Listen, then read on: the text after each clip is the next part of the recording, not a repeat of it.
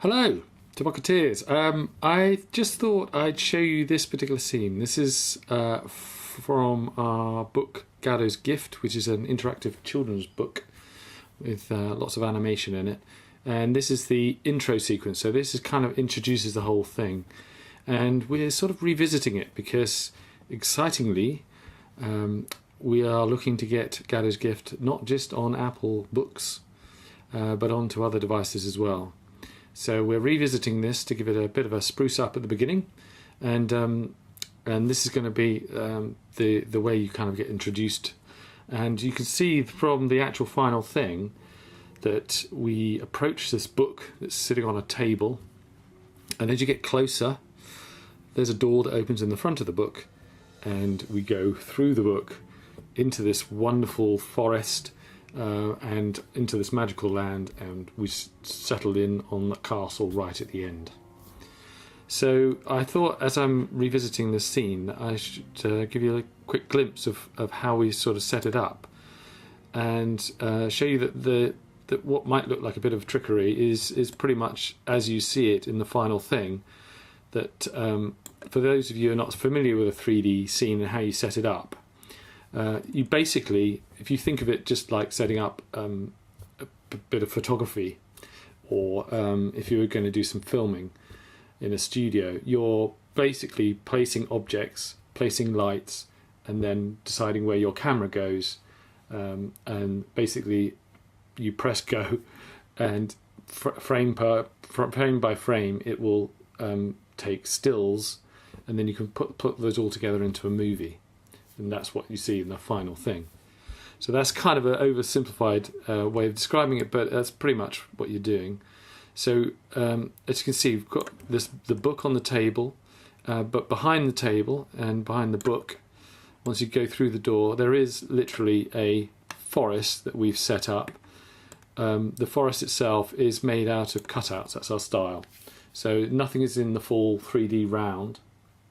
It's all flat shapes that are placed in 3D space. So it looks like paper cutouts, which is kind of what we start with. We do start by making these as paper models, so we can kind of see the layout and see what's going to work, swap bits out until we're happy with it. And then we can scan those little bits in and replicate them in the computer. And that's what we have here. And so you can see we've got things like, we do actually place the forest canopy, if you like. Although you don't see it in the final thing, as I said, like you would in a studio, we've set these up to cast shadows. So we do place these real objects in there, and we've moved these around a little bit as well, so that the shadows move, as if you're in a forest and the branches were moving. So that's we had to take account of. We also got to make sure that the lighting on the forest is sufficient enough, because of course everything's behind this table, so we want to light the book and the table beautifully with this little spotlight. As you can see, this white circle is where the spotlight hits the table and the book, but of course then this all obscures the forest, so there are lights just under the table shining on the forest to light that up and make it look like it's outdoors. And some of the other elements, I can show you actually the camera path. So the camera has to follow a path. You have to say where the camera's going to go as it moves through the scene. So if I click on this is the camera path. So this, you can see that the camera starts off by travelling along, excuse me, let me just set it back. Travelling along in a fairly straight line, always looking at the book. So this is not the direction the camera is pointing in necessarily. It's where the camera is moving along, and then as it gets to the book, it goes through, and then we can see as we move under the table. If I can just get it right, it's a bit clunky because there's so much in this scene. Yes, you can see this yellow line that moves through the forest. And that's the camera path, and then it comes to rest at the end of the end of the scene. So if you want to change the way the camera moves, then you have to go in here and adjust And that's what I've been looking at, because in previous incarnations of Galdo's gift, the screen format's been fairly square, whereas in this updated version, we're making it widescreen. So I've got to go back in and just make sure that the camera path still works for that kind of format, making sure because things get chopped off top and bottom if it's wider. So just making sure that we're bringing in things that we want to see. And as well as the camera going through the scene, there's also a little moth.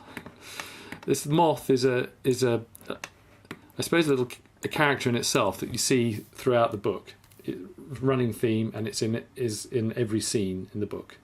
So the book has little looping animations on every page, which we call like an animated illustration. And this moth is in every one of those. And the moth has a path pretty much like the camera does. The moth's path is a little bit more wavy. The moths, as they would, sort of move around quite a lot, and the camera sort of follows it through. So it's pretty much like the camera path, but not quite. And of course, if the moth just followed this path, it wouldn't look like a moth, because obviously moths, all right, you want it to move through the scene and follow this path. You also want it to flit around. So there's two paths going on. There's another one here, and this is sort of the localized path of the moth. So the moth follows this path on a little circuit, and once it gets to the end, it starts again. So this is a little looping circuit that it follows. So this is all the flitting around of the generalized sort of moth movement, and that path, this squiggly path, follows this one. So if I can select both of those and scrub along the timeline, you can see the squiggly path follows along the straighter path. So the straighter path gets it through the scene, into the scene, and the squiggly path is just the localized movement of the moth flitting around. So I think that's me waffled on and off. So I just thought I'd show you that, just because I was dipping back into the scene again, and to show you. So there you go. Hope you enjoyed, and I'll see you soon. Bye-bye. If you like what you saw and you want to see more, please subscribe, and do click the bell to be notified of any future videos. And we'd be really interested to hear your suggestions on what topics we cover in the future videos. So please do leave your comments below. Thank you. Thank you. Thanks. Bye. Bye.